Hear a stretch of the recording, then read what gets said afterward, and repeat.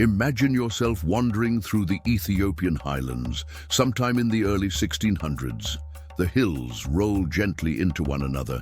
The earth is still soft from last week's rain, and the scent of wood smoke settles quietly on your shoulders. Birds chirp, but they're not in a rush.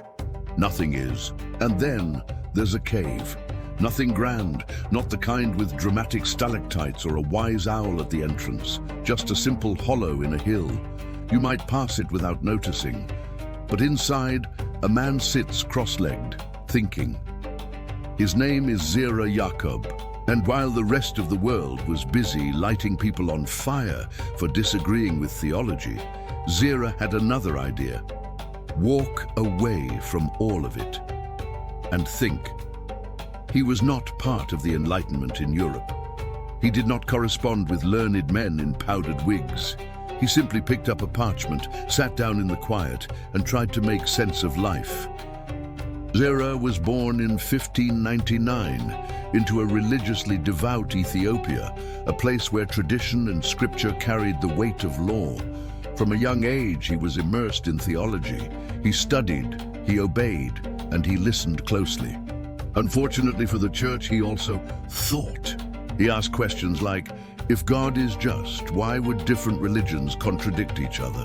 Why would geography decide your salvation? And why are people so eager to argue on God's behalf, but so reluctant to be kind? The religious authorities did not appreciate this line of inquiry. Let's say the feedback was swift. Faced with possible persecution, or at the very least, some very angry bishops, Zera fled. He wandered through countryside and bush until he found something oddly perfect, a cave, quiet, dry, unclaimed, a place where no one would correct his grammar mid-prayer. There, with no congregation to please and no authorities to appease, Zera did something almost outrageous. He thought for himself. And unlike Descartes, he didn't need a fancy armchair or a personal fireplace. Just a cave, a lamp, and the occasional startled goat. In his solitude, Zera wrote a short but powerful manuscript, the Hatata. The word means inquiry, which is exactly what it was. Not a sermon, not a declaration, but a calm, methodical examination of what it means to live well. Zera proposed that reason, quiet, steady reason, was the most trustworthy guide.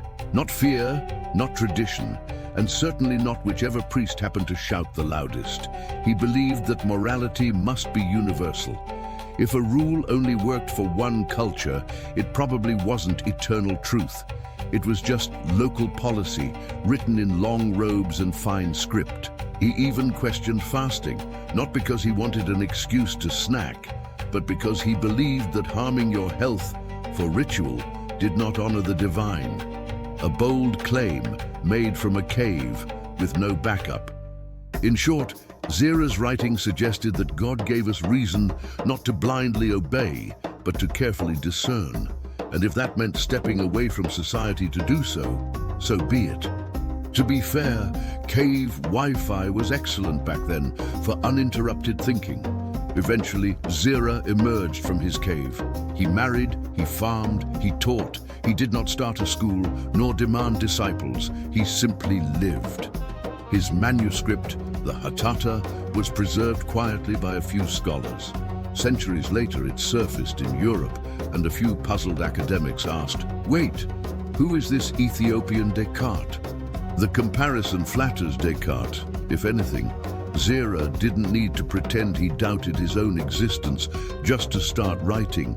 Today, Zera Yacob is known by few, but admired by those who seek quiet courage in thought.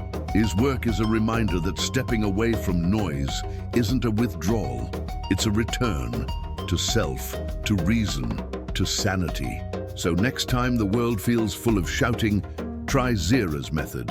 Step into your own cave, even if it's just a quiet walk without your phone. Who knows? You might just hear something worth writing down. Some revolutions are loud, others are written in silence, between the drip of water and the scratch of ink. Zera's wisdom did not explode, it echoed. And if you listen closely, it still does. This is Little Winds and Wild Stories, where ancient voices whisper to the present. If this story sparks something in you, hit like, share it with a friend, and subscribe for more wild wisdom from forgotten minds.